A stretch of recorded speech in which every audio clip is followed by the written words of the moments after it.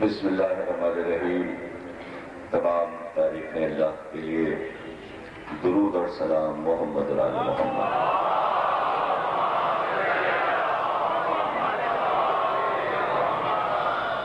1427 ہجری کے شہر چیلوں کی 8ویں تقریر آپ حضرات سماعت فرما رہے ہیں۔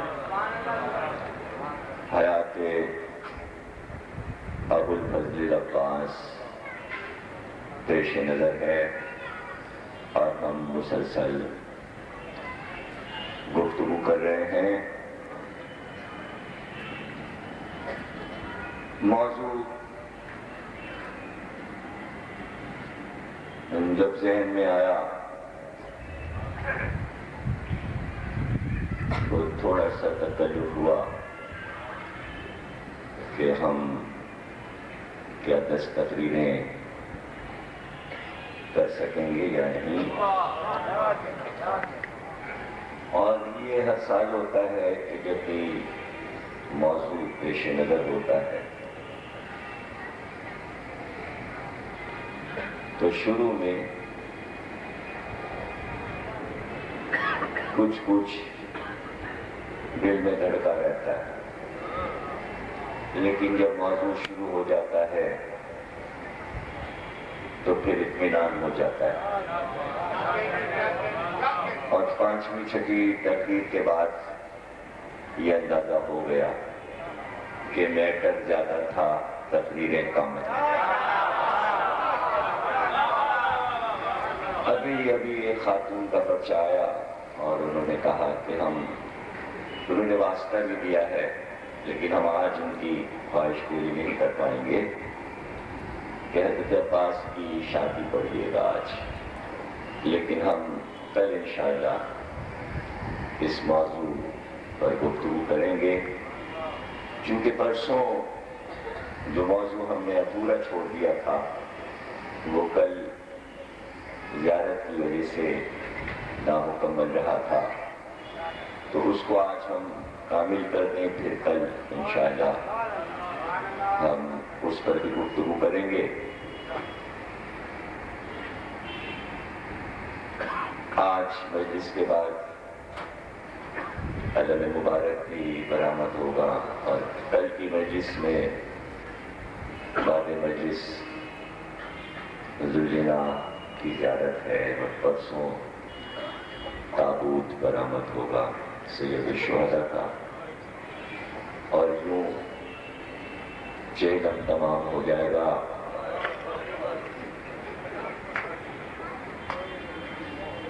اتنی جلدی یہ دن آتے بھی ہیں اور جلدی سے رخصت بھی ہو جاتے ہیں۔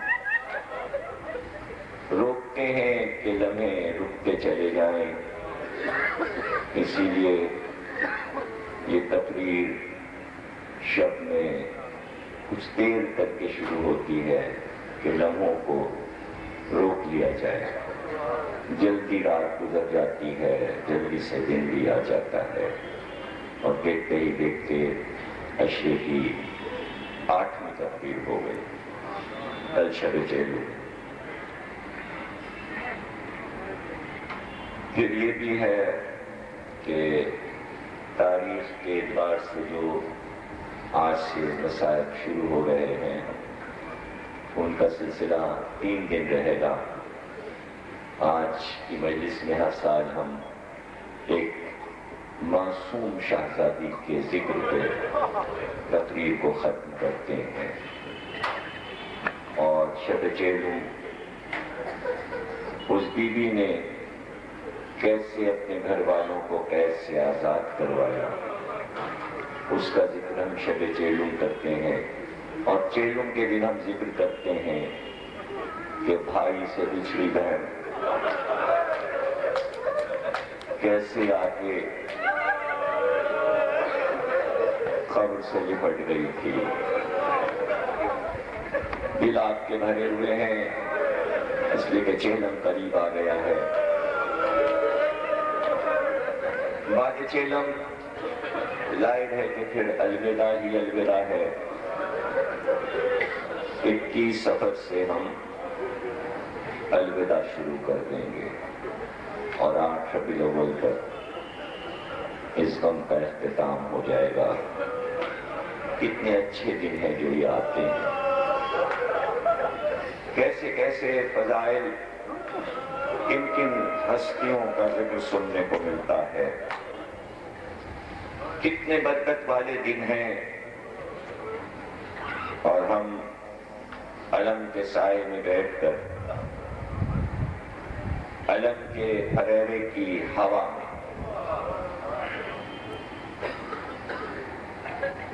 ذکر عباس سن رہے ہیں. وہ علم کہ جو آیا تھا عرش سے، جنت سے، اور اس وقت آیا جب اللہ نے جناب شیس کو وحی کی کہ قابیل سے حابیل کے قتل کا انتقام لیا جائے. شیس نے پروردگار کی بارگاہ میں عرض کیا کہ ہم کیسے بلائیں اولاد آدم کو، اس لیے کہ جیسے جیسے نسلیں بڑھتی گئیں دور دور تک وہ پھیلتے چلے گئے. جانے کون کہاں آباد ہے اس صحرا میں، ہم کہاں انہیں ڈھونڈے. تو اللہ نے جبریل کے ہاتھ ایک تہ کیا ہوا پھریرا بھیجا اور کہا اس کو بلند کرو ایک بانس پر. جب یہ فضا میں لہرائے گا تو دور سے لوگ اسے دیکھیں گے کہ یہ کیا انوکھی چیز ہوا میں اڑ رہی ہے. اسے دیکھنے کے لیے تمہاری طرف آئیں گے. جب آ جائیں لوگ تو پیغام سنا دینا، لشکر تیار کر لینا. تو علم حق کی طرف بلانے کے لیے پہلی بار بلند کیا. یہ علم نہیں تھا، یہ شیس پر وحی تھی. علم وحی بن کر جبریل کے ہاتھ سے آیا. یہی علم شیس کی وصیت کے مطابق انبیاء کے پاس رہا. اسی علم کو جناب ابراہیم نے بلند کیا تھا. پھر یہ علم تابوت سکینہ میں محفوظ ہوا. موسیٰ نے اس علم کو بلند کیا. شمائل نے اس علم کو جناب طالوت کو عطا کیا. طالوت نے اپنے علمدار جناب داؤد کو عطا کیا. داؤد نے یہ علم سلیمان کو عطا کیا. سلیمان کی مملکت میں یہی جھنڈا لہراتا تھا. سلیمان سے یہ علم یوسف، یعقوب، یحییٰ اور زکریا سے ہوتا ہوا. بنی اسماعیل میں جب آیا تو جناب قصی نے اس علم کو بلند کیا تھا یمن سے آ کر اور مکے کو فتح کیا تھا. اس لیے یہ رایت قصی کہلاتا تھا. قصی سے یہ علم کلاب کو ملا، کلاب سے یہ علم عبد مناف کو ملا، عبد مناف سے یہ علم ہاشم کو ملا، ہاشم سے یہ علم عبد المطلب کو ملا، عبد المطلب سے یہ علم ابو طالب کو ملا، ابو طالب نے یہ علم محمد کو عطا کیا. اب یہ علم محمد کے پاس تھا. وہ دن تو آئے کہ اب یہ علم جو شیش سے چلا تھا اور نبی آخر تک آیا تھا اب کس کو ملے گا. اس لیے اعلان کیا کل علم عطا کریں گے کرار کو، غیر فرار کو.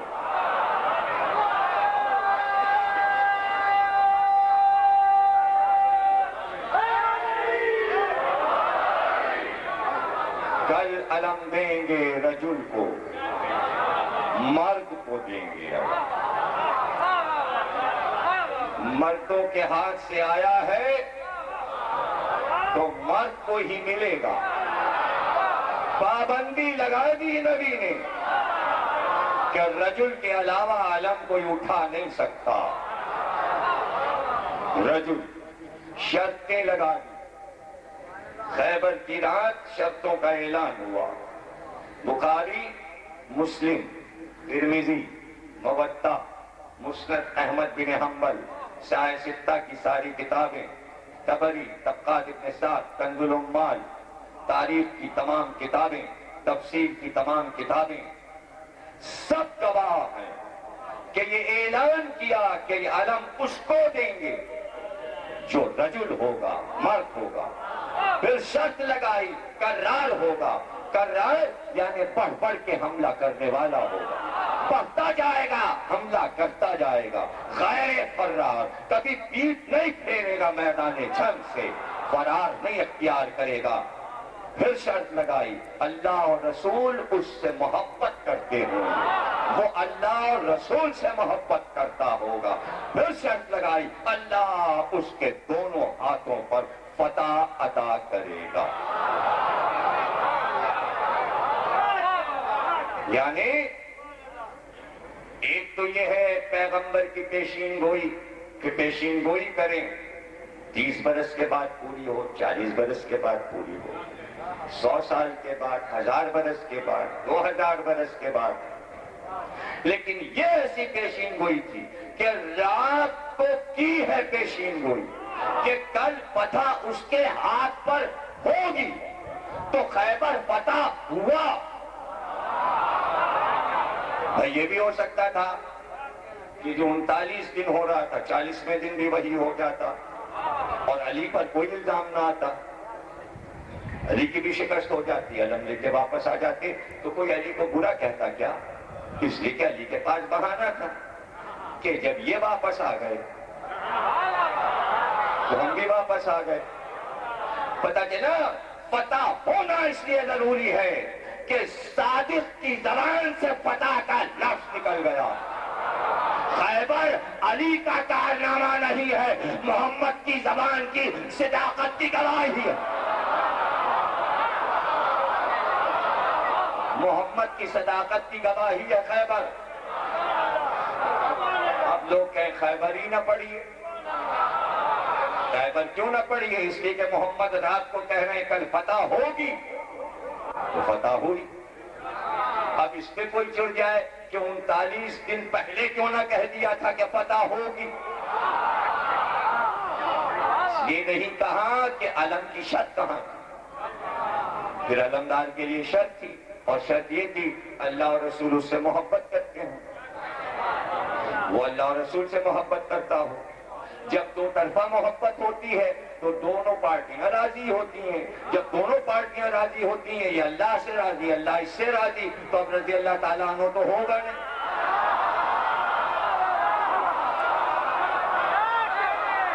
پتہ چلا خیبر میں یہ بھی اعلان ہو گیا کہ سب ہوں گے رضی اللہ. یہ رضی اللہ نہیں ہے، یہ کرم اللہ ہے.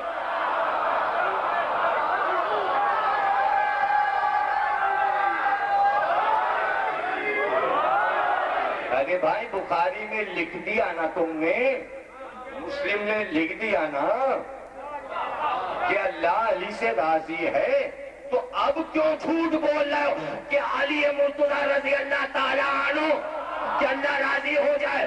بخاری میں تو لکھ چکے کہ راضی خیبر نہیں تھا. میرے سامنے کی بات یہ جہالت ہے یا نہیں؟ یہ اخباروں کی جہالت، یہ ٹیلی ویژن کی جہالت.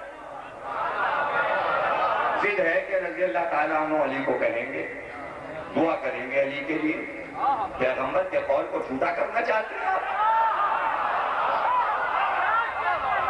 کہہ چکا پیغمبر کہ اللہ اور رسول اس سے راضی، وہ اللہ اور رسول سے راضی، اللہ بھی راضی، رسول بھی راضی. اور صرف راضی نہیں، محبت. محبت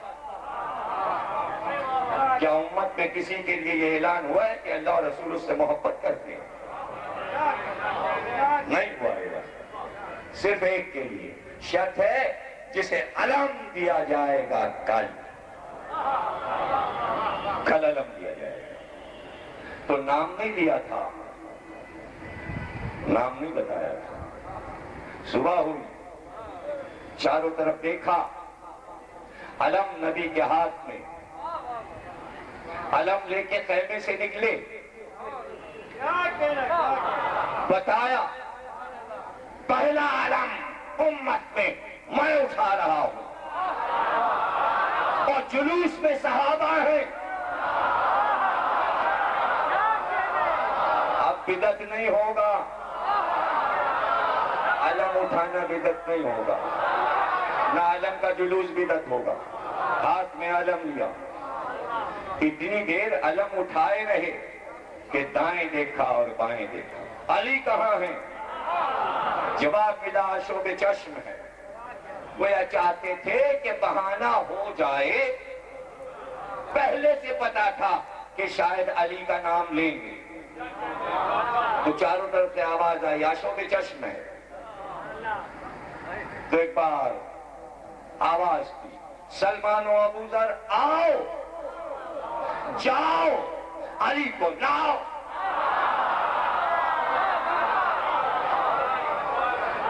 بازو پکڑ کے سلمان و ابو ذر لائے.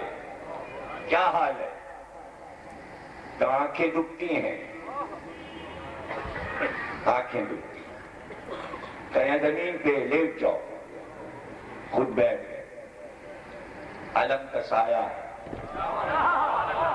زانو پہ علی کا سر رکھا, لعاب دہن لیا, علی کی آنکھوں میں لگایا. اب کیا حال ہے؟ کہ سب دکھائی دیتا ہے, سب نظر آتا ہے. فرماتے ہیں کہ اس دن کے بعد پھر نہ کبھی سردی لگی نہ گرمی لگی. سردی میں گرمی کا لباس پہن سکتا تھا, گرمی میں سردی کا لباس. جانے کیا کیا اثر تھے اس لعاب دہن میں کہ خیبر میں آنکھیں بھی نبی نے امامت کی یوں چمکا دی کہ قندیلیں بنا دی. بھائی آپ بیٹھے کہاں ہیں؟ نبی کو تو یہ چاہیے تھا میرا علمدار ہے, اس کو علم دینا ہے. آنکھیں دکھ رہی ہیں, کیسے علم اٹھائے گا, کیسے لڑے گا. پروردگار اس کو ٹھیک کر دے, پروردگار اس کو ٹھیک کر دے. نہیں سمجھے, کچھ بھی نہیں سمجھے. اب کہاں ہیں وہ لوگ جو کہتے سوا اللہ کے کسی کو نہ پکارو؟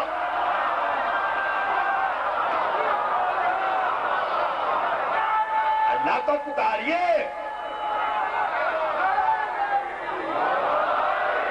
اللہ کو پکاریے کہ علی کو صحت دے دے. اس سے کچھ نہیں کہہ رہے ہیں آپ, کوئی دعا نہیں مانگ رہے, آپ خود ہی ٹھیک کیے دے رہے ہیں. اچھا اللہ بھی نہیں کہہ رہا جبریل سے اے حبیب یہ آپ نے کیا کیا؟ یہی تو وقت تھا کہ آپ مجھ سے دعا مانگتے تاکہ میں مشہور ہوتا خیبر میں. خیبر میں آپ مجھے تو مشہور نہیں کر رہے, اپنے آپ کو مشہور کر رہے کہ ڈاکٹر بھی آپ بھی حکیم بھی, تو میرا کیا کام ہے؟ پھر میرا کیا کام ہے؟ میرا کیا کام ہے؟ وہ سمجھ میں آیا؟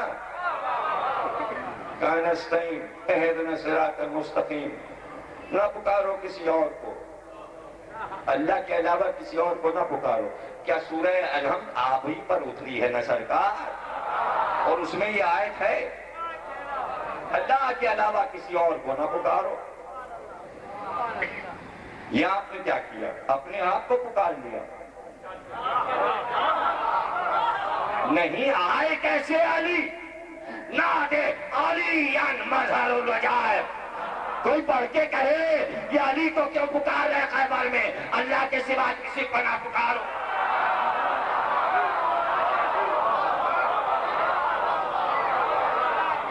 تو ہے تو نادے علی. علی کو پکارا, نہ وہاں اللہ کو پکارا. پورے خیبر میں ایسا لگتا ہے کہ سب نبی اور علی ہی کر رہے ہیں, سب نبی اور علی کر رہے ہیں. نہیں آپ تو غور ہی نہیں کر رہے. حکم ہے پیغمبر کو, اس سے بھی نازک گھڑی آ گئی آپ کے لیے, اس لیے کہ جو کچھ کہہ چکا اس میں آپ کھو گئے ہیں. آپ اس میں بالکل کھو چکے. میں اور آپ کے دماغ کو بالکل ختم کرنا چاہتا ہوں کہ آپ داد دینے کے قابل ہی نہ رہیں. ابھی بناتا ہوں میں ایسا آپ کو کہ آپ داد ہی نہیں دے پائیں گے. ارشاد ہوا پیغمبر کو کہ جب کبھی بھی آپ یہ کہیے کہ کل مجھے یہ کام کرنا ہے تو اے پیغمبر ہمیشہ انشاءاللہ کہا کیجئے. انشاءاللہ میں ایسا کروں گا. یہ رات کو آپ اعلان کریں کل میں علم دوں گا تو کہیے انشاءاللہ. اگر اللہ نے چاہا, اللہ کا نام ہی نہیں لیا کہ کل میں علم دوں گا. کہاں گئے آپ کہاں ہیں؟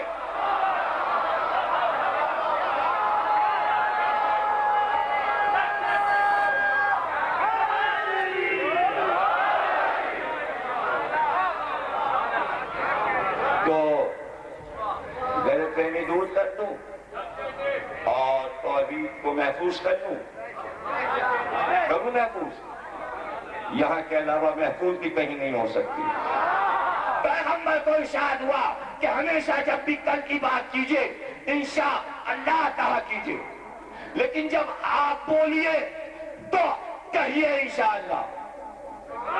لیکن جب میں کہوں تو یہ پیغمبر نے نہیں کہا کہ کل علم دوں گا, وہ کہہ رہا تھا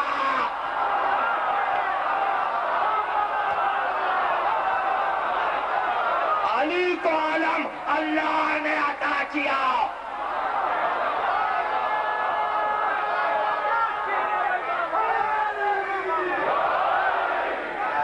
اس نے عطا کیا. اور پہچان بتا دوں کہ جب وہ عطا کرتا ہے تو اس کی عطا کوئی چھوٹی موٹی عطا نہیں ہے کہ آج ہے تو کل چھن جائے.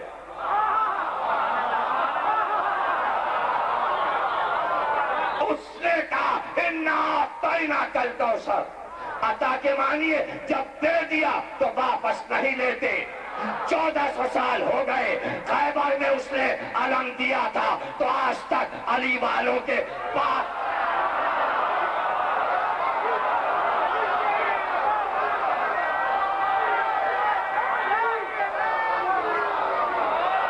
یہ واپس نہیں لیا جائے گا. مبارک ہو تمہیں علم. اتنا پیارا جملہ کہہ دیا میں, کیسی آسانی سے سن لیا. مبارک ہو تمہیں علم, یہ تمہاری دولت ہے, یہی ہے تمہاری دولت. شیش سے چلا علی تک آیا, کربلا میں عباس کو ملا, ہم وارث قرار پائے. وہ علم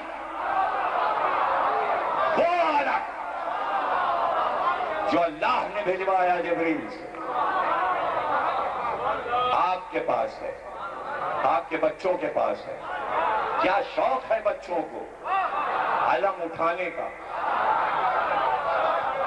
کچھ اس میں راز ہے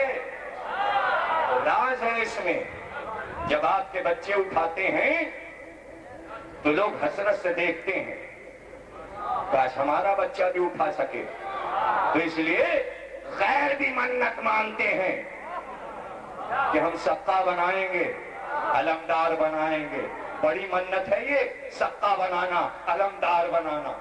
تو مغل بادشاہوں نے گلے میں رسم ڈال دی کہ 8 محرم کو بچوں کو علمدار و سقا بنانے لگے. اس لیے کہ علم ملتا ہے, رزق ملتا ہے, عمر بڑھتی ہے. لیاقت علی خان وزیر اعظم پاکستان شیعہ نہیں تھے, لیکن ان کی ماں کا چھپا ہوا انٹرویو ہے کہ بچپن میں جب گھر سے باہر نکل کر محرم کے جلوس دیکھتا تو محرم ختم ہو جاتا, مگر لیاقت پورے سال ایک لکڑی میں کپڑا باندھ کر یا حسین کر کے کھیلا کرتا تھا. علم بچوں کی عادت ہے. علم اس میں عزت ہے نا, اس لیے کہ شرط لگا دی رسول نے. اللہ رسول محبت کرنے لگتے ہیں اس کے دل میں اللہ رسول کی محبت آ جاتی ہے. سب سے بڑی شرط یہ ہے کہ جس کے ہاتھ میں علم ہو جاتا ہے وہ مرد ہو جاتا ہے.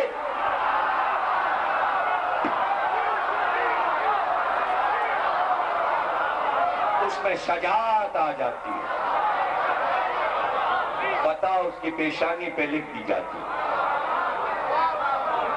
تو علم دیا علی نے صفین میں عباس کو. سن چکے آپ جنگ،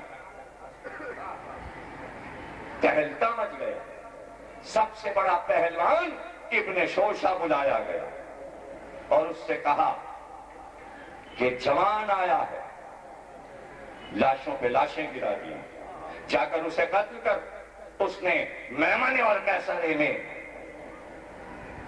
قیامت برپا کی، بتر بتر کر دیا ہے لشکر کو. ابن شوشہ نے کہا کیا عمر ہے؟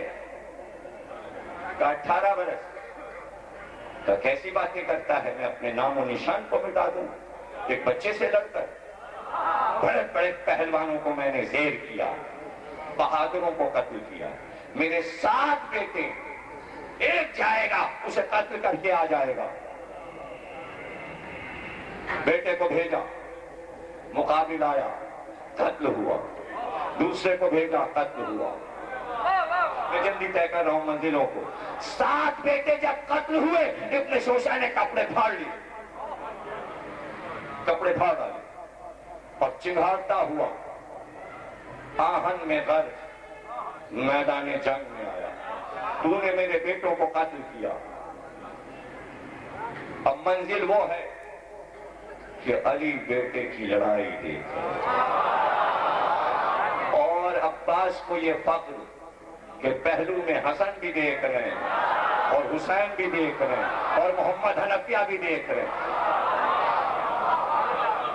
چند لمحوں میں عباس نے ابن شوشہ کو تحقیق کیا، لاشیں کو گرا دیا. واپس آئے، پانی پیا. بس سنیے گا، تقریر آگے بڑھ گئی. پانی پیا، چاہا تھا کہ واپس چلے، پھر واپس جائیں میدان میں، کہ اس سے پہلے کہ عباس ارادہ کرتے. ایک بار عباس نے دیکھا کہ حسین نے اپنے گھوڑے کی لجام کو کھینچا اور بس حسین کا گھوڑا بڑھانا تھا کہ عباس پیچھے ہٹ گئے اور ایسا لگا کہ بجلیاں چمکنے لگی. یہ آپ کو بتا چکا ہوں کہ 30 جوان عباس کے وہ تھے جو حسین کے گرد ہر وقت رہتے اور حکم یہ تھا کہ حسین آگے بڑھیں، تمہارے قدم دائیں اور بائیں بڑھ جائیں، حسین تنہا نہ ہو.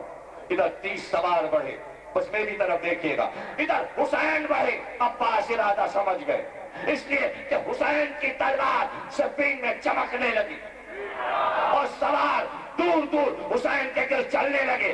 بس اتنا دیکھا گیا کہ حسین سے پہلے عباس نے اپنے گھوڑے کو بڑھایا، نیزے کو سیدھا کیا اور بس یہ دیکھا گیا کہ 1.5 لاکھ کے مجمع میں عباس اپنے نیزے سے کہتے جاتے تھے ہٹو میرا آقا آ رہا ہے،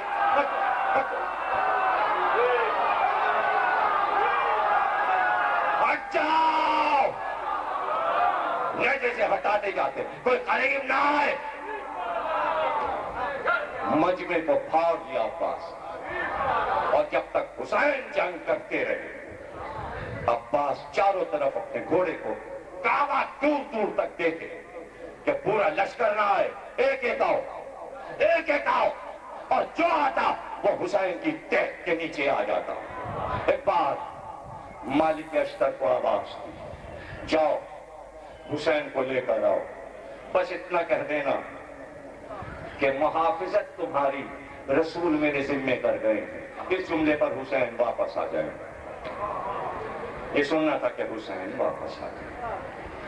عباس کی لڑائی حسین نے دیکھی اور حسین کی لڑائی عباس نے دیکھی، لیکن لڑائی حسین کی ادھوری رہ گئی.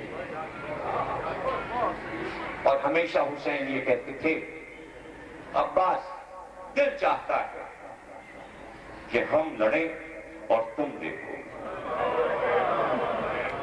تو عباس یہ سمجھتے تھے سن 61 میں کہ کربلا میں میرا آقا لڑے گا تو میں دیکھوں گا. اسی لیے جب عباس نے کہا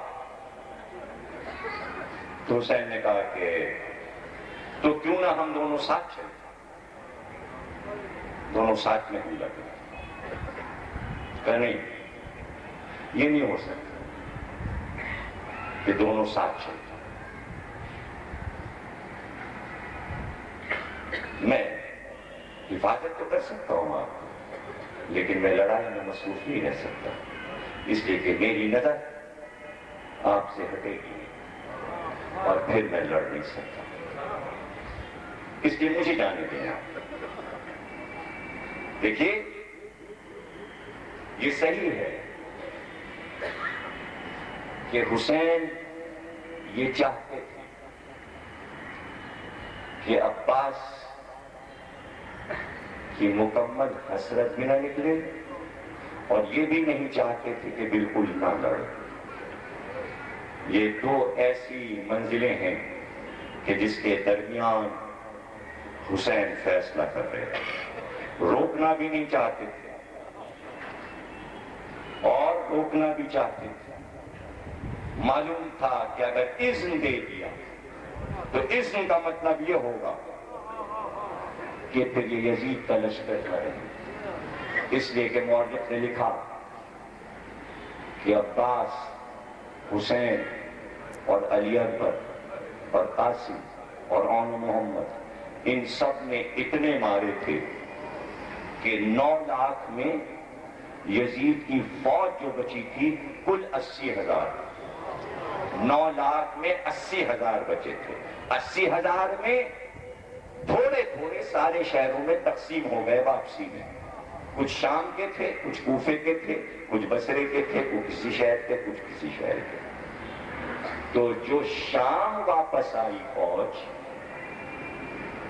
80,000 میں سے سارے شہروں کے کم کر دیجئے تو کون یہ کہتا کہ گن تو صحیح؟ کون کہتا ہے؟ جس نے لڑائی دیکھی ہے مکمل وہی کہہ سکتا ہے کہ گن تو. کون کہے گا یہ؟ اے یزید, یہ غلط کہہ رہا ہے شمر. فوج تو تیری واپس آئی ہے شام والی. جب باہر نکل اور ایک ایک گھر پر جا کر دیکھ کن گھروں سے رونے کی آواز آ رہی ہے. یہ زینب بول رہی ہے اس لیے کہ میرے بھائیوں نے اتنا قتل عام کیا ہے تیری فوج کا کہ تیری فوج جو واپس آئی ہے انگلیوں پہ گنی جا سکتی ہے. زینب بول رہی. تو یہ خیال رکھیے گا کہ قاتل صرف کربلا میں نہیں تھے, یہ بھی خیال رکھیے گا. قاتل کوفے میں بھرے ہوئے تھے, قاتل شام میں بھرے ہوئے تھے. جنہوں نے تماشا دیکھا وہ سب قاتل, جو اصل قاتل ہیں وہ چھپے ہوئے. سنان, حجاج, اسحاق ابن اشعث, محمد ابن اشعث, حسین ابن نبی, طفیل سنسبی, ہرملہ, یہ وہ خاص سردار ہیں میدان کی طرف سے جو 4,000 8,000 لشکر کے سردار بنا کے بھیجے. اور اس میں حجاج, سنان, شیس ابن ربعی, غازریہ سے لے کر اور فرات کا وہ پل جسے پار کر کے کوفے کی راہ ملتی تھی 4.5 میل کا فاصلہ ہے غازریہ سے کوفے کے پل تک کا. 8,000 4,000 فرات کے کنارے. حجاج, سنان, ہرملہ, شیس ابن ربعی اس طرح روکا تھا 4.5 میل میں فرات کو کہ کسی طرف سے حسین کا کوئی سپاہی آنے نہ پائے. غادریہ گاؤں تھا، نینواد سے شط فرات سے ملا ہوا، اور آخری سرحد جہاں سے کوفے کا راستہ شروع ہوتا تھا، فرات کا پل جو تھا، وہاں تک پہرے تھے۔ اور ان 4-4 8 ہزار کے لشکروں کے سامنے پورا میدان بھرا ہوا تھا، جس میں 9 لاکھ کا لشکر چوگرد کربلا میں پھیلا ہوا تھا۔ یہ پورا 9 لاکھ کا لشکر ہٹے تو فرات کے پہرے جو 8-8 ہزار 8 جگہ پر ہیں وہ نظر آئے، پھر وہ پہرے توڑے جائیں تو فرات کا پانی نظر آئے۔ کچھ بھی سمجھے نہیں آپ کہ میں کیا پڑھ رہا ہوں؟ آپ کیا آسان سمجھتے ہیں کہ جو حسین نے کہہ دیا کہ فرات پہ جاؤ تو کوئی چھوٹا سا کام تھا؟ بہت بڑا کام ہے جو کسی کے سپرد حسین نے نہیں کیا۔ جو کربلا میں سب سے بڑا کام تھا وہ سب سے بڑے شہید کو دیا، اس لیے کہ کربلا میں بعد حسین سب سے زیادہ مرتبہ عباس کا ہے۔ یہ تمام ائمہ نے کہا سب سے زیادہ فضائل حسین کے بعد عباس کی، تو سب سے بڑا کام بھی ہے، سب سے بڑا شجاع بھی ہے، علمدار بھی ہے، سالار بھی ہے، سپہ سالار بھی ہے۔ یہ نہیں چاہتے تھے کہ 9 لاکھ پہ حملہ ہو، تو یہ نہیں کہا جاؤ میدان میں چلے جاؤ اور حملہ کر دو۔ علی اکبر سے کہا جاؤ، انو محمد سے کہا جاؤ، قاسم سے کہا جاؤ، حبیب سے کہا جاؤ، عباس سے نہیں کہا سامنے جاؤ۔ جانا ادھر ہی سے ہے، جب ادھر سے جائیں گے تب فرات کے پہرے نظر آئیں گے، پھر ان کو ہٹائیں گے، پھر فرات میں جائیں گے۔ حسین کو معلوم ہے راستہ تو کوئی اور ہے ہی نہیں۔ بھئی میں مسائل نہیں پڑھ رہا، آج کی تقریر کا موضوع ہے، اس کو بچے جوان سنیں، اور بہت مشکل ہے اس کو کہ کوئی آپ کو پڑھ کے یوں سنا سکے۔ میں نے نقشہ بنا دیا اور بہت غور سے سنیے گا۔ چلے چلے تیاری کے ساتھ چلے، تلوار بھی ہے، نیزہ بھی ہے، علم بھی ہے، مشق بھی ہے، ذمہ داریاں زیادہ ہیں، صرف سپہ سالار نہیں ہیں، سپہ سالار بھی ہیں، علمدار بھی ہیں، سقہ بھی ہیں، نیزے بان بھی ہیں، اور علی کے تلوار چلانے میں وارث بھی ہیں، اور یہ واحد لڑنے والا ہے جو سپر لے کر نہیں گیا۔ دیکھیں سپر ضروری ہے میدان جنگ میں جانے کے لیے، لیکن عباس کے پاس 2 چیزیں ہیں اس لیے سپر نہیں لی، اس لیے کہ نیزہ بھی ہے اور تلوار بھی ہے، اس لیے سپر نہیں لی۔ علم، نیزے کو گھوڑے کی کنوتیاں یعنی دونوں کان، صلوات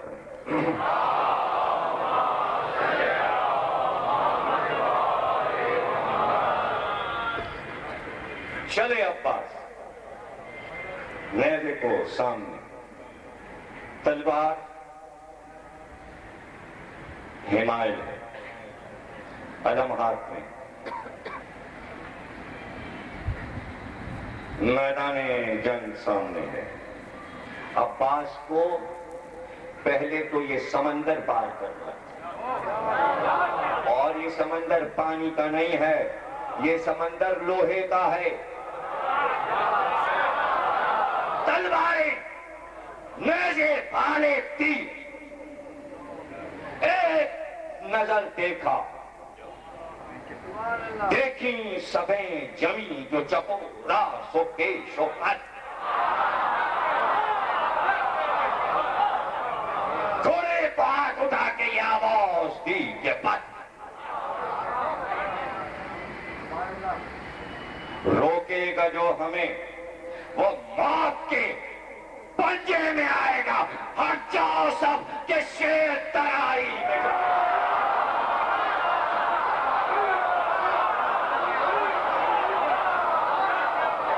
ہٹ جاؤ سب کے شیر ترائی میں جاؤ۔ عباس نے رجس پڑھا، رجس عباس کا وہ ہے کہ جو شاعری کا شاہکار ہے، جس میں عباس نے بتایا شیر کا بیٹا ہوں، شیر ہوں، میرے تلوار کے لوہے کو مانے ہوئے ہو، تم نے میری جنگ دیکھی ہے، تم نے میرے باپ کی جنگ دیکھی ہے، تم مجھے روک نہیں سکو گے، میں جاؤں گا۔ یہ کہہ کر عباس نے ایک حملہ کیا۔ حملہ کرنا تھا کہ صبح سے پریشان تھا ابن سعد، شمر پریشان تھا کہ عباس کب آئیں گے۔ وہ وقت آ گیا کہ عباس آ گئے۔ آواز دی شمر کو ابن سعد اور کہا کہ اس سے جا کے کہہ دو کہ تجھ کو اس لمحے کے لیے ہم ساتھ لائے تھے، جاؤ اس شامی پہلوان سے کہو کہاں ہے، تیاری کرے، مارد بن سدیف کو بلاؤ۔ مارد بن سدیف بڑی بڑی لڑائیاں اور مار کے جھیلے ہوئے تھے، لوہے کا خوت پہنتا تھا، لوہے کے دستانے پہنتا تھا، قداوت تھا، تنوتوش کا بھاری تھا، لوگ اس کی آواز سے ڈرتے تھے، اس کی آواز سے سہم جاتے تھے لوگ جب وہ میدان میں آ کے للکارتا تھا۔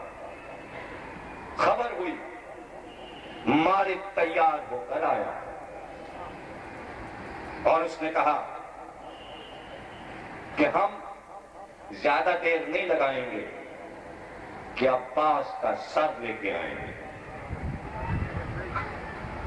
عباس کا سر لے کے آئیں گے۔ جب تیار ہو کے میدان میں آیا تو منظر یہ دیکھا کہ عباس کا حملہ جاری تھا اور عباس راستہ بناتے جاتے تھے فرات کی طرف بڑھنے کے لیے، اور ادھر سے بالیں، تلواریں اور تیروں کی بارش تھی۔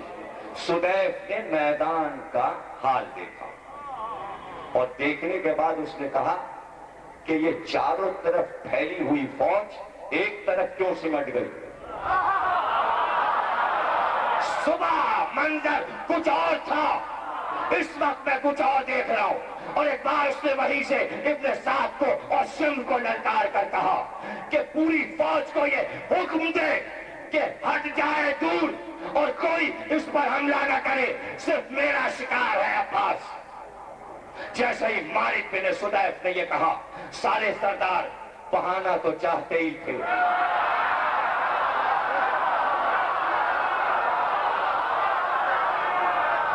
جزاک اللہ، بہانا تو چاہتے ہی تھے، اپنے اپنے رسالوں کو لے کے دور ہٹے، راستہ خود ہی چھوڑ دیا، میدان خالی ہوا اور ایک بار آگے بڑھا مارد بن سدیف اور اس نے رجس شروع کیا۔ یہ اہل سنت مقتل نگار ہیں، اسحاق اصفرائنی، اس کا نام ہے مقتل اصفرائنی، اور یہ شیعوں کا مقتل نہیں ہے۔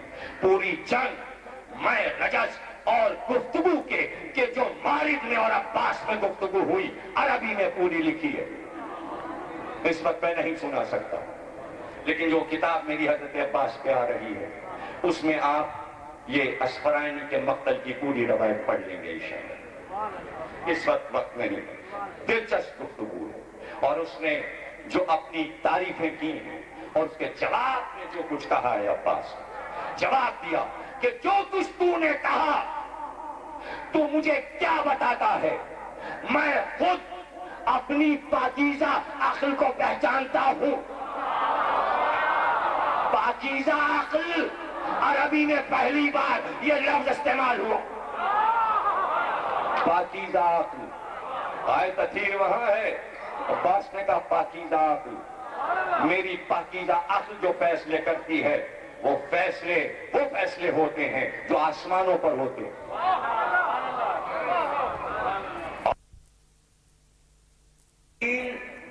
نیزہ جسے ہندی میں بھالا کہتے ہیں، چوڑی انی کا بھالا تھا، بھالے سے عباس پر حملہ کیا۔ جیسے ہی بھالے سے عباس کی طرف بڑھایا. عباس نے سیدھے ہاتھ سے بھالے کی آری کو پکڑا اور پکڑ کے موڑنا.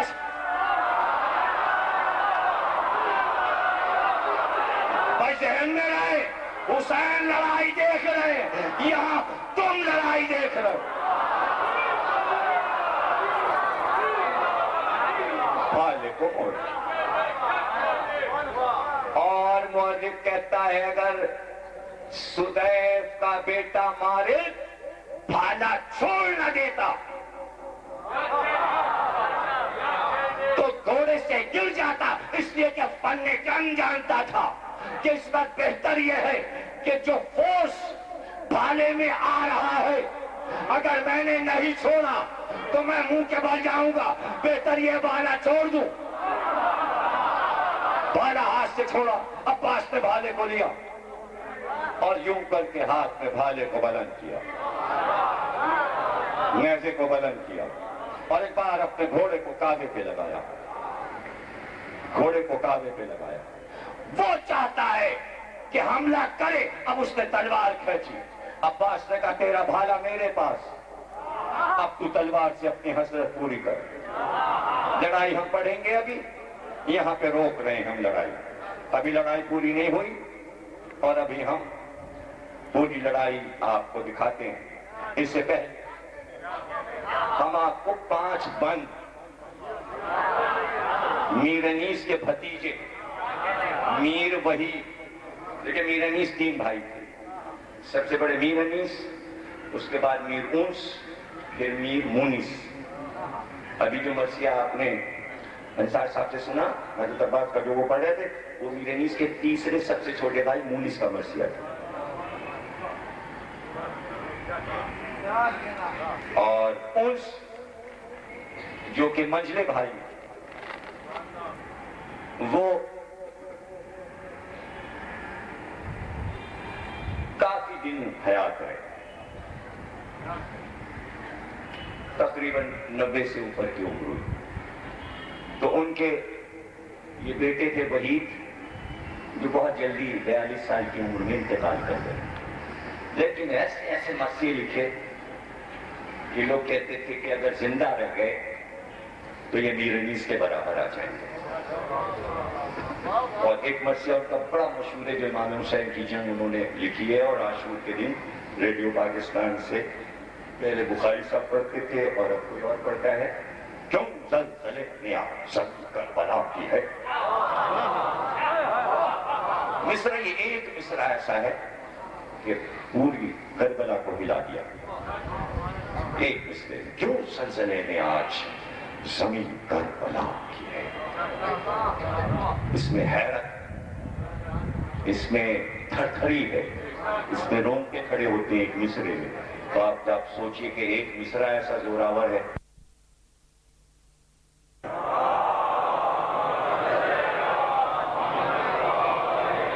آصف دیکھو, وہ اس میں کھمبے میں چونکہ اس بات ہو رہا ہے نا, اس لیے اب اگر لائٹ آ بھی جائے تو کم از کم مائک جو ہے نا وہ جنریٹر پہ رہنے دینا, چونکہ اس کھمبے میں مسلسل وہ اس بات ہو رہا ہے, تو یہ بار بار جو ہے آنکھ مچولی ہوگی, اس لیے اس کو رہنے دو جنریٹر پہ.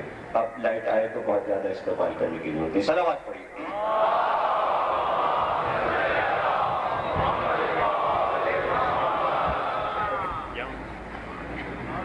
تو میر وحی کی بات ہو رہی, تو ہم پہلے آپ کو ان کے کچھ بند سنا دیں. اور یہ واحد مرثیہ نگار ہے جس نے مالک بن سدیف کی لڑائی لکھی, اور لکھنا آسان نہیں تھا. پتہ نہیں کیا دل و جگر تھا ان کا. اور جو مرثیہ ہے حضرت عباس کے حال کا, یہ بہت ان کا مشہور مرثیہ ہے. اے قلم, اے قلم, دامن کاغذ پہ گوہر ریز ہو پھر. دامن کاغذ پہ گوہر ریز. تو ظاہر ہے کہ صرف میں نے خاص خاص بچوں جوانوں کے تعارف کے لیے کہ یہ ادب تھا کیا, یہ جو معجزہ بن گیا.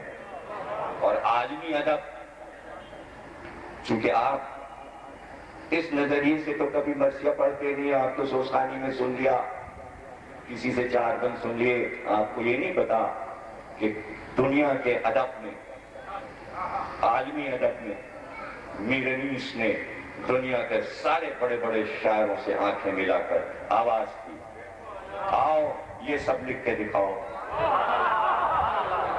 یہ ہر قوم میں لڑائیاں ہوئی ہیں، ہر قوم میں لڑائیاں ہوئی ہیں، ہر قوم میں قتل ہوئے ہیں۔ یہ تو میں نہیں کہہ سکتا ہر قوم میں شہادت ہوئی، شہادت سے بماشا ہوتی ہے، لیکن کہیں انیس و تدیر نہیں پیدا ہوئے، کہیں مرثیہ نگار شاعر نہیں پیدا ہوا۔ اور ایک بڑے مشہور شاعر نے کہا کاش جیسے امام حسین کو میر انیس اور مرزا دبیر مل گئے، حضرت عثمان کی شہادت کو بھی مل جاتے۔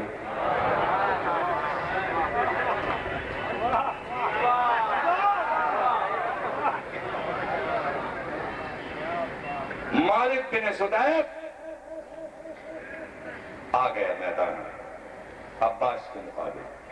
عباس میدان کی طرف بڑھ رہا ہے، رخ فرات کی طرف ہے، میدان کو پار کرنا ہے۔ یک بیک فوج سے ایک بانی بدعت نکلا، نام کرنے کو دکھانے کو شجاع نکلا، بتبختر بتکبر بخشونت نکلا، جھوم کر پیلے دماغ دیو کی صورت نکلا،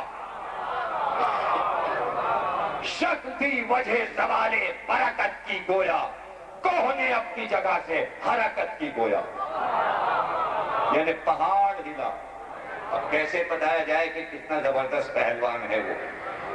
تو اس کی مثال دی ہے کہ جیسے پہاڑ آ رہا ہے، رنگ نے آتے ہی کیا تن کے بنقبت یہ کلام، موسیٰ شہزور و نریمہ کھنا بہرام نہ سام، دم فنا ہوتے ہیں جب کھشتی ہے میری سمسام، پاؤں رستم کے پھیرتے نہیں سن کر میرا نام، ڈر سے میرے کسی سلطان کا قدم بڑھ نہ سکے، ساتھ جس کے ہوں غنیم اس پہ کبھی چڑھ نہ سکے۔ غنیم کہتے ہیں دشمن کو۔ جان جرت کا نہ ہر وقت ہو کیوں کر مجھے قید، سر ہزاروں کے قلم کر چکی میدان میں سیر، جنگ مجھ سے جو کرے حال کا اس کے صد ہے، نام مشہور ہے مارد میرا دل بند سدیف، جرتیں گرم مزاجوں کی رہیں سرد اب تک، مجھ سے سرمکھ نہ لڑا کوئی جمع مرد اب تک۔ یہ رجس پڑھ رہا ہے وہ، 2 بند میں نے ختم کر دیے، بہت لمبا اس کا رجس، صرف ایک نمونہ دکھانے کے لیے آپ کو۔ نعرہ زن تن کے ہوا ابن شہ قلعہ شکن، درود پڑھیں بھائی، کیا بیٹھے ہوئے؟ یہی ہے عباس کے فضائل، جیسے آپ علی کی جنگ سنتے ہیں ویسے سنیے، ویسے سنیے، علی کا بیٹا لڑنے جا رہا ہے۔ نعرہ زن تن کے ہوا، نعرہ زن تن کے ہوا ابن شہ قلعہ شکن، ہل گئے دشت و جبل گونج گیا چرخ کوہن، ہل گیا چرخ کوہن، چوکڑی بھول گئے کان کھڑے کر کے ہرن، چوکڑی بھول گئے کان کھڑے کر کے ہرن، فیل چنگھاڑ کے بھاگے کہ چلیں کجلی بن، بھولتا شیروں میں کہ اب تاب کسے صبر کی ہے، جلد اس دشت سے بھاگو یہ صدا بابل کی ہے، یہ صدا بابل کی ہے۔ دیکھیں اس نے کیا کیا کہا تھا، میں ایسا میں ایسا میں ایسا۔ عباس کو اپنے رجس میں جواب دینا ہے اس کو، اور کمال کا بند ہے یہ، ایسا خوبصورت بند ہے کہ میں آپ سے کیا کہوں۔ تن کے فرمایا کہ او کور کہتے ہیں اندھے کو، کور کہتے ہیں اندھے کو۔ تن کے فرمایا کہ اب دیکھیں جب تک آپ کے ذہن میں اندھا نہیں رہے گا تب تک پورا بند سمجھ میں نہیں آئے گا، اور اندھا جو ہے وہ بغیر لاٹھی کے نہیں چل سکتا، اندھا جو ہے راستہ ٹٹول ٹٹول کے چلتا ہے۔ یہ سب ذہن میں رکھیے گا تب یہ بند سمجھ میں آئے گا، ورنہ کچھ بھی نہیں سمجھ میں آئے گا۔ اتنی شرح کوئی نہیں کرے گا آپ کو شعر سمجھانے سے پہلے. زیغم دہلی صاحب بیٹھے ہوئے ہیں, شاعر تو سب سمجھ لیں گے, غیر شاعر کے لیے کیا کریں. لیکن اتنی حص تو ہمارے ہاں ہوتی ہے نا, سب میں ہوتی. بن کے فرمایا کہ وہ کون بڑے بھول نہ بول.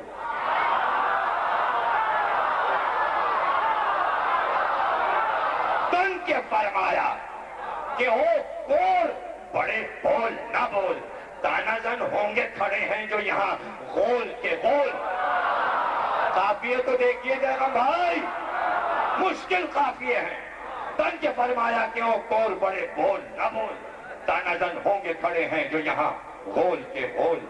اب دیکھیے قرۃ العین آنکھوں کو کہتے ہیں. قرۃ العین آنکھوں کو, قرۃ العین علی میں ہوں ذرا آنکھیں کھول.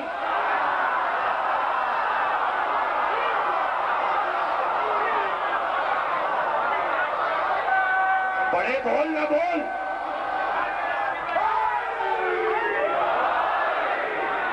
تانا زن ہوں گے کھڑے ہیں یہاں جو غول کے غول. قرۃ العین علی میں ہوں ذرا آنکھیں کھول. گر ہے محتاج عصا راہ کو, گر ہے کون اندھا کہہ چکے, اندھا پہلے کہہ چکے. گر ہے محتاج عصا راہ کو نیزے سے ٹٹول.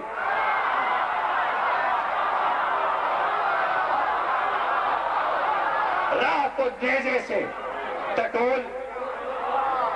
کمال کیا ہے جو پانچواں چھٹا مصرع آ رہا ہے. گر ہے محتاج عصا راہ کو نیزے سے ٹٹول. پاؤں اس پر بھی نہ اٹھے تو نہ گھبرا ظالم, ہاتھ پکڑے ہوئے ہے موت چلا جائے.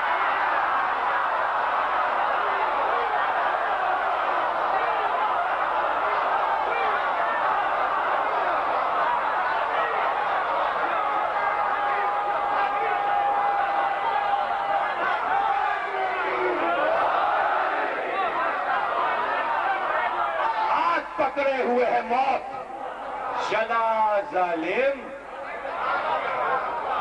شیر ہوں وقت بغا نام ہے میرا عباس. شیر ہوں وقت بغا نام ہے میرا عباس. کر کے دو دو, کر کے دو دو 100 کر دوں جو تجھ سے ہو 50. ارے واہ واہ واہ واہ واہ.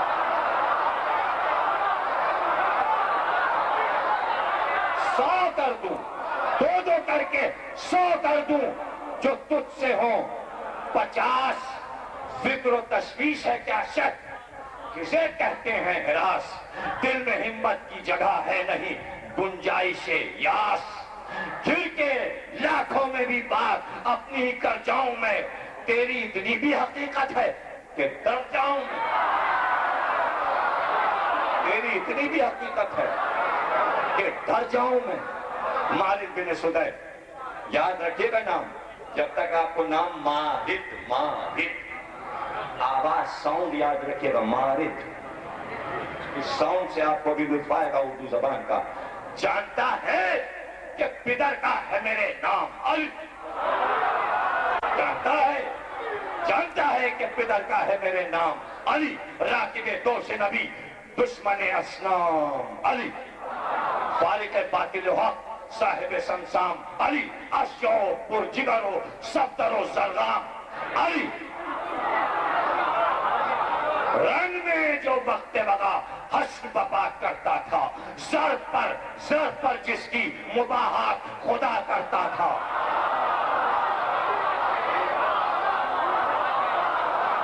جس کی زر پہ خدا مباحات کرتا تھا.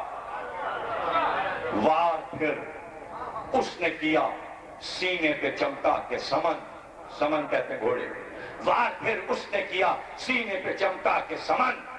جھپٹا ہاں کہہ کے ڈرانے کو علی کا دل بند. جھپٹا ہاں, کچھ نہیں سمجھے آپ.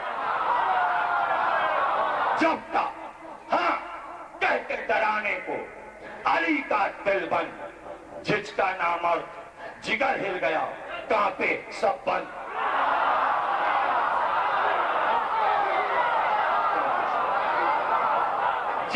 مل گیا، کانٹے سب پر، ہاتھ بہکا تو سینہ ہو گئی تھرا کے بلند، تھرا کے بلند۔ وقت وہ مل گیا جس وقت کی تدبیر میں تھے رقص کو جو کی پہلو ہے بیٹی، وہ تھرایا، عباس نے گھوڑے کو بڑھایا اور اپنے گھوڑے کو اس کے پہلو میں لائے، ہاتھ لپکا کے جو تھامی بغضب چوبے سینہ، یہیں سے تو تقریر چھوڑی ہے، یہیں پہ تو چھوڑ کے آگے بڑھا ہوں، وہیں سے واپس آ رہا ہوں،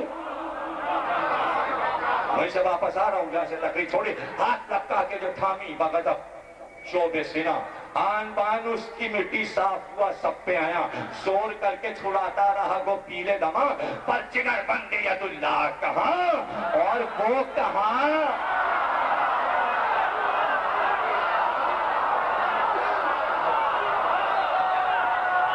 جزاک اللہ، ماشاء اللہ، پر جگر بند ید اللہ کہاں اور وہ کہاں؟ جی ہو سلامت رہو۔ یہ بھی ممکن تھا کہ جرار نہ لیتا نیزا، ٹوٹتا ہاتھ اگر چھوڑ نہ دیتا۔ راجے کہاں چھوڑی تھی تقریر؟ ٹوٹتا ہاتھ اگر چھوڑ نہ دیتا نیزا۔ شمر نے پڑھ کے کہا ایک رسالے سے کہ جاؤ شیر کے ہاتھ سے مالک کو کسی طرح بچاؤ، شیر کے ہاتھ سے مالک کو کسی طرح بچاؤ۔ تن کے فرمانے لگے حضرت عباس کہ آؤ،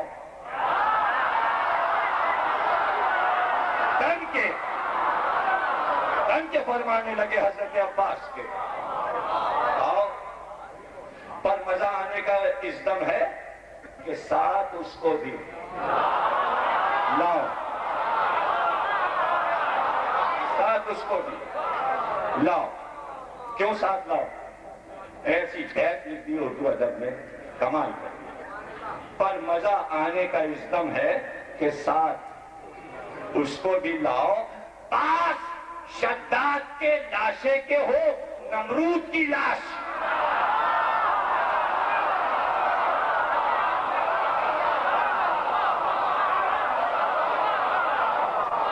اس کو بھی لاؤ، اس کو بھی لاؤ، پاس شداد کے لاشے کے ہو نمرود کی لاش، لاش پر اس کی گرے ماری دے مردود کی لاش۔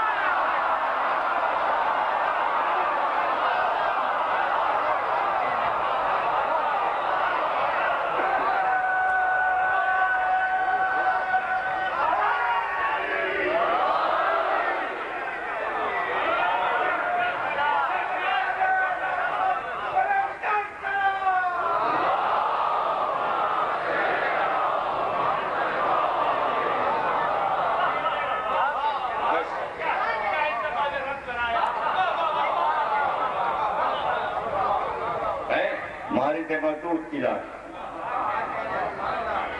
چل چکے تھے ناگی وہاں سے میرا پوش سوار، رن میں مالک کا غلام آ گیا لے کر راہبار، چھپٹا تلوار لیے بازوئے شاہ ابرار، ہاتھ کی زور سے مارا کہ ہوا تو اقبال خون سے ناہر کے تر کر کے زمین آ پہنچے، دانت پر گھوڑے کو ماری کے زمین آ پہنچے۔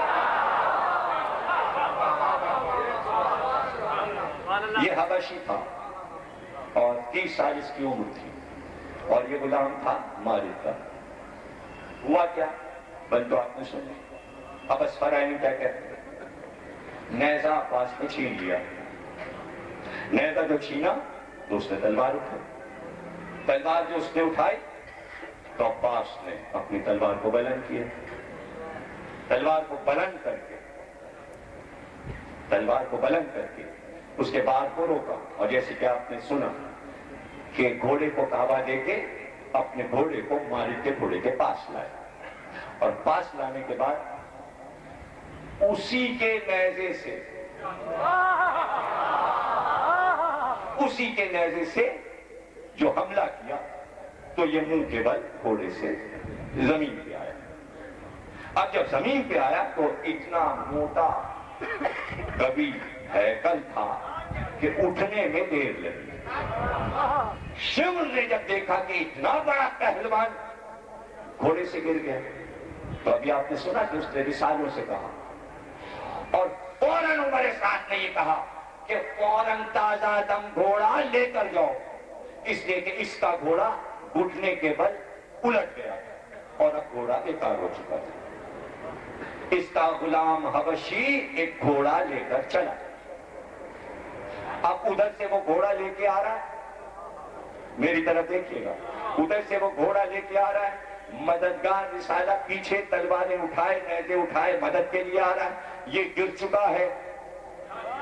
عباس کی نظر میں وہ لشکر ہے، آنے والا رسالہ ہے، ادھر حبشی غلام ہے، گرا ہوا شکار دشمن زمین پر ہے. 2 لمحے میں ختم بھی کر سکتے ہیں آگے بڑھ کر، لیکن شکار کو عباس نے چھوڑ دیا. جب وہ منہ کے بل گر گیا موقع دیا کہ اٹھے اور ادھر رسالے کو دیکھا، غلام کو گھوڑا لاتے دیکھا. جیسے ہی گھوڑا قریب آیا عباس کو دیکھتے ہی وہ گھوڑا آگے کے دونوں قدم اٹھا کر تیز آواز سے اس نے عباس کو آواز دی. جیسے ہی گھوڑے نے آواز دی عباس نے گھوڑے کی طرف دیکھا اور فوراً پہچان گیا کہ یہ امام حسن کا گھوڑا تاویہ ہے جو مدائن کے میدان میں اس نے امام حسن سے چھینا تھا. اب شمر نے یہ گھوڑا اس لیے بھجوایا تاکہ عباس کا پہلو کمزور ہو جائے، بھائی کا گھوڑا دیکھ کر حسن کی شہادت یاد آئے تاکہ طاقت میں کمزوری آئے. یہ میدان جنگ کی نفسیات ہے. کبھی موقع ملا تو آپ کو بتاؤں گا کہ میدان جنگ کی نفسیات کیا ہوتی ہے اور لڑائی کیسے کیسے لڑی جاتی ہے، دشمن کیا کرتا ہے، دشمن کا جواب کیسے دیا جاتا ہے. عباس سمجھ گئے اس لیے کہ علی سے سیکھے ہوئے تھے، صفین لڑے ہوئے تھے. گھوڑے نے عباس کو پہچانا. اس گھر کے گھوڑے اپنے مالکوں کو پہچانتے ہیں. آواز دی عباس کو کہ میں کون ہوں. عباس سمجھ گئے. ایک بار عباس نے مرتجس کو اشارہ کیا، مرتجس تاویہ کے پاس آیا. جیسے ہی تاویہ کے قریب آیا عباس نے رکعت سے پیر نکالے، مرتجس سے کہا ساتھ چل اور تاویہ پہ آ.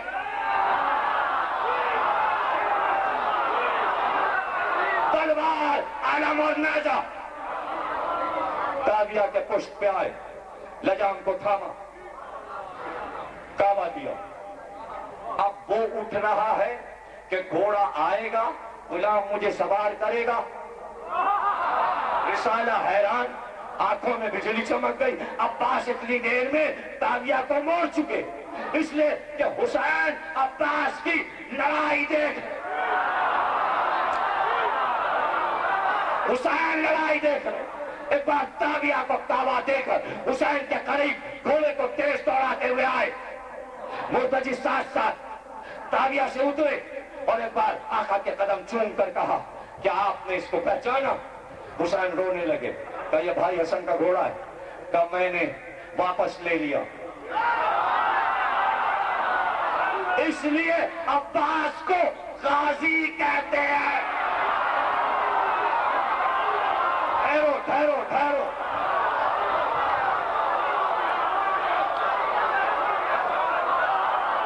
دیکھو غازی اس کو کہتے ہیں، غازی اسے کہتے ہیں جو دشمن کوئی چیز چھین لے اور قبضہ کر لے، اگر کوئی دشمن سے اسے چھڑا لے وہی ہے غازی.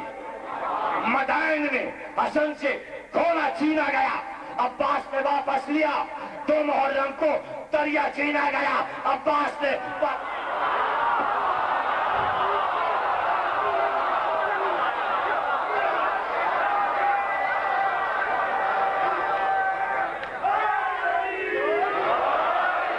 غازی ہے میرا علمدار. فتح کیا، گھوڑے کو ادھر پہنچایا، تاویہ سے اترے، مرتجس پہ سوار ہوئے، چلے. اب جب چلے تو اتنی دیر میں مالک اٹھ کر بھاگنا چاہتا تھا.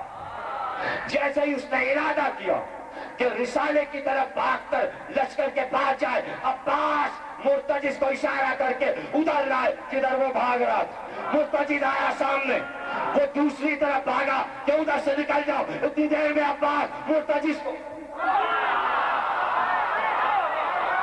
اب کبھی ادھر جاتا ہے کبھی ادھر جاتا ہے. عباس نے کعبے کی شکل میں رسالے سے دور کرنا شروع کیا اور کھیل کر میدان کے بیچ میں لائے کہ جہاں سے حسین نظر آئے. توجہ رکھیے گا, کھیل کے دشمن کو وہاں تک لائے جہاں سے حسین نظر آئے. دیکھیے ابھی عباس نے تلوار نہیں نکالی ہے بھائی, میرا جملہ جائے نہ جائے. تلوار نہیں نکالی, اتنا دوڑایا کہ ہانپنے لگا اور ایک جملہ کہا, عباس اگر تم اس وقت مجھے چھوڑ دو تو میں ساری زندگی تمہاری غلامی کروں گا. جواب سنیے گا عباس کا, اگر اس وقت مجھے معاف کر دو تو پوری زندگی میں تمہاری غلامی کروں گا. یہ کہہ کے تلوار نکالی کہ نمک حرام غلاموں کو ہم معاف.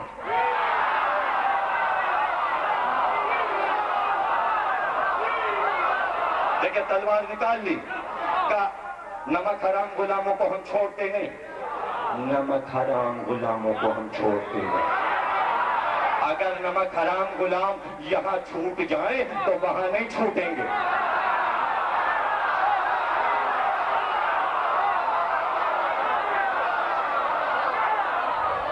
ارے چھوٹے سے تھے حسن, کہا جا غلام زادے تیرے ساتھ ہم نہیں کھیلیں گے. اور جملہ سن لو, پوری امت قیامت تک جتنی امت آئے گی سب رسول اللہ کی غلام ہے اور حسن اور حسین شہزادے. غلاموں کو چاہیے نمک حرامی نہ کریں. اور جملہ سن لو, نمک حرام غلاموں کو شاید حسن اور حسین چھوڑ دیں مگر عباس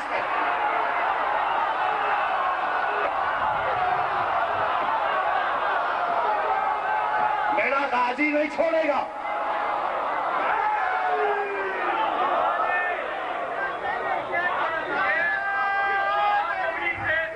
ہاتھ باندھ کے میری گزارش ہے کہ جس جس کو جنت میں جانا ہے وہ اپنے دونوں ہاتھ بلند کرے.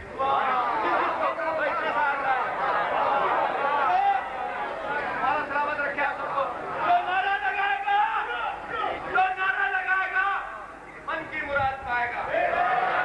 جو نعرہ لگائے گا من کی مراد پائے گا. شیعوں کا ایمان ہے کہ جو ذرہ کی دعا پائے گا وہ ڈائریکٹ جنت میں جائے گا. دونوں ہاتھ بلند کر کے آخری آدمی سے آج کی مجلس کا تاریخی نعرہ, پاکستانی سپر پاور شیعوں کا ایٹم بم نعرہ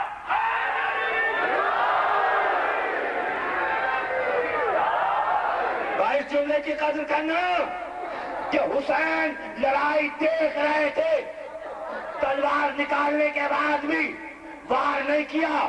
ایک بار عباس کے کان میں آواز آئی, میرے بھائی عباس اب دشمن کو نہ چھوڑنا.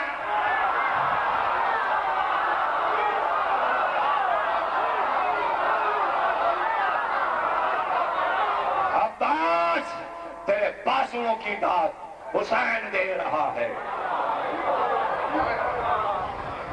تیرے بازوؤں کی داد حسین دے رہا ہے. تلوار چلی, سر کو قلم کیا, سر کو قلم کیا. لڑائی ختم ہو گئی, لیکن جب تک یہ جملہ کامل نہ کر دوں آپ کو لطف نہیں آئے گا. عمر ابن عبد الود کو علی نے قتل کیا. قیمتی جملہ ہے, ضائع نہ کیجیے گا. قتل کیا, اس کا اسلحہ, اس کا لباس سب ڈال کر, قیمتی کمر کا پٹکا ذرا قیمتی چھوڑ گیا. 6 ساتھی تھے اس کے پہلوان بہادر, جمع ہوئے کافی سارے اور نمائندہ بھیجا علی کے پاس کہ ہمارے ابن عبد الود کی لاش ہمیں دے دو. جو مانگو تمہیں نذرانہ پیش کریں علی، اس کی لاش ہمیں دے دو۔ جب میں نے یہاں شرح پڑھا تھا علی میدان جنگ میں، اس نے یہ جملہ ادا کیا، جملہ علی کا سنی کہا کافر کی لاش میدان جنگ سے اٹھا کے لے جاؤ، علی لاشوں کا کاروبار نہیں کرتا۔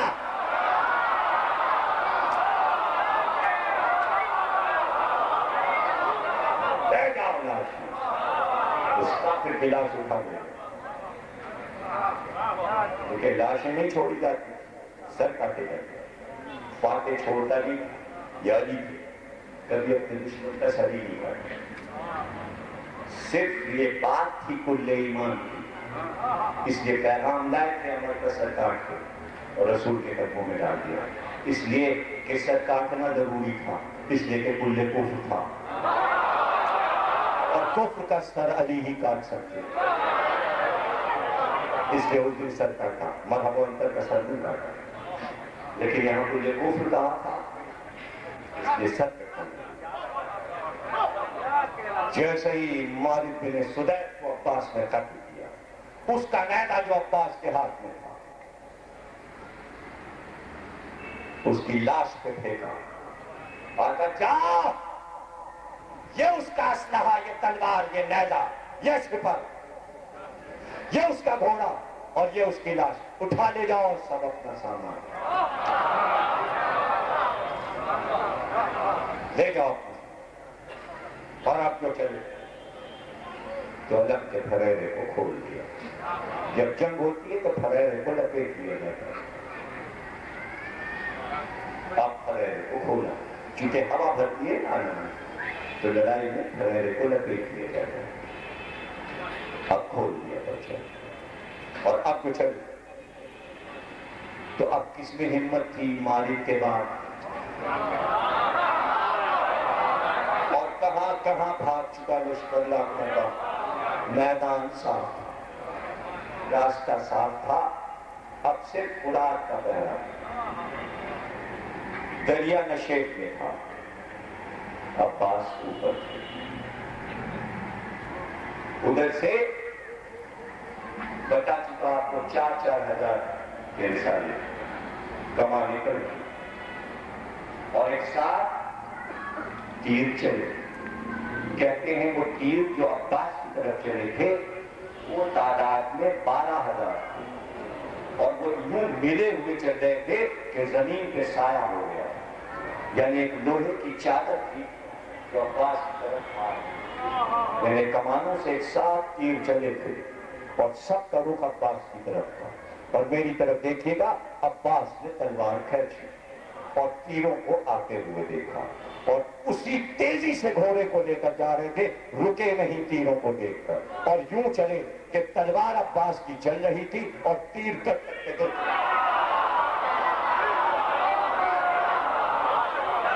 ایک تیر عباس کے جسم پہ نہیں لگا،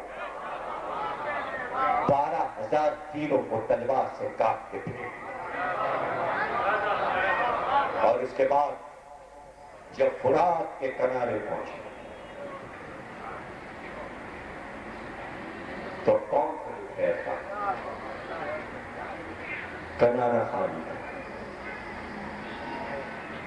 آواز کی، خیمے اٹھا دیے، ہم آ گئے، مرتجس کو فرات پر ڈال کے مشق کا دہانہ کھول دیا، اور ایک بات،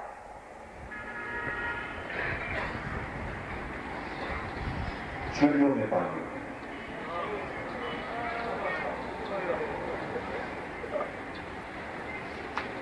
چڑیوں میں پانی، یہ کیا تھا؟ یہ قرآن کی آیت ہے کہ تالوت جب چلے تو اللہ نے وحی کی کہ سامنے ایک دریا آئے گا، تالوت اپنے لشکر سے کہہ دو کہ جو ایک چلو پانی اٹھائے گا وہ جنت میں جائے گا اور جو پیٹ بھر کے پی لے گا وہ جہنم میں جائے گا۔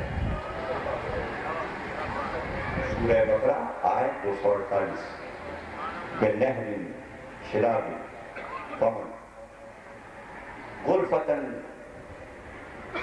یدین، ایک غرفتن ایک چلو، یدین ہاتھ کا ایک چلو جو اٹھانے کا. آیت کب کہی گئی اور عباس نے کب ہاتھ میں پانی؟ چونکہ عباس کو پانی اٹھانا اس لیے تعلق پہ وہی ہوئی، ورنہ ایک چلو پانی کا ذکر کیا. سوال یہ کہ عباس کیوں اٹھائے پانی؟ کیوں اٹھایا عباس نے پانی؟ اس لیے کہ عمل عباس کے دو ہی تھے اور وہ ضروری تھے. دریا میں مرتجز کو ڈالتے ہی عباس نے پانی پر، دیکھیے گا میری طرف، پانی پر اور یوں پانی پہ ہاتھ رکھ کے آواز دی کہ آپ بتاؤ دریا تمہارا ہے یا دریا ہمارا؟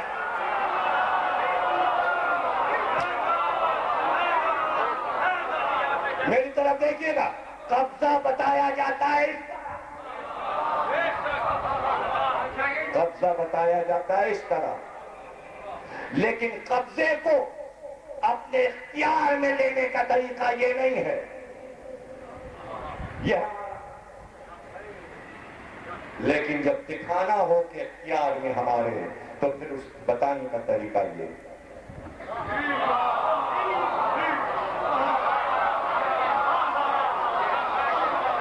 جب تک مٹھی میں نہ ہو اختیار میں نہیں. یہ قبضہ دکھایا، یہ اختیار دکھایا، اور پھر کیا دکھایا؟ پانی پھینک کر دریا کے منہ پہ مار کے کہا کوثر میرا ہے، اِنَّا أَعْطَيْنَاكَ الْكَوْثَرَ. اس پانی کی کیا پرواہ؟ یہ تو باپ کی بات تھی جو قبضہ کر کے دکھا دیا. اور پوچھیں گے صدیوں کے بعد کہ آئے تھے تم اس دریا کے کنارے، تم رہے یا ہم رہے؟ تم رہے یا ہم رہے؟ اور کس نے دریا کی پرواہ کی؟ کس نے پرواہ کی؟ حسین نہ کہتے تو عباس کیوں آتے؟ اس لیے کہ عباس نے تو کبھی پانی ہی نہیں کہا، منہ سے لفظ پانی ہی نہیں کہا. دو ہستیاں ایسے جنہوں نے پانی کا نام کبھی نہیں لیا. کون؟ ایک زینب اور ایک عباس. لفظ پانی نہیں کہا. ایک زینب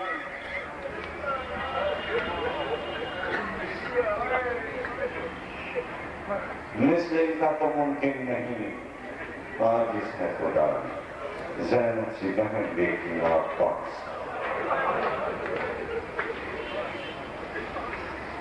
یہ آپ کی تقریر، آنکھ تقریریں، دو تقریریں لیتے ہیں.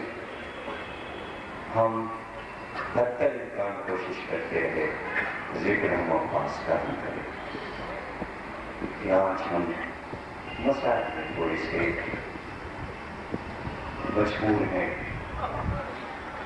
کہ تھوڑی دیر کے لیے لیکن تو وہ ہوگا عباس کا نہیں، اس لیے کہ اگر عباس کی پیاسی بھتیجی بنی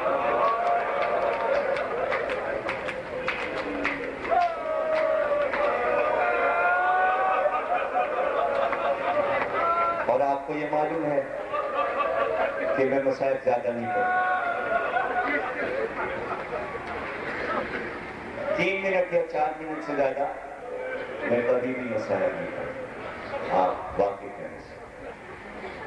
اور میں اتنا ہی کافی سمجھتا ہوں کہ عمر میں اگر 2 ہی جملوں پہ آنسو نکل جائیں اور دل بھر آئے، آوازیں بلند اٹھائیں.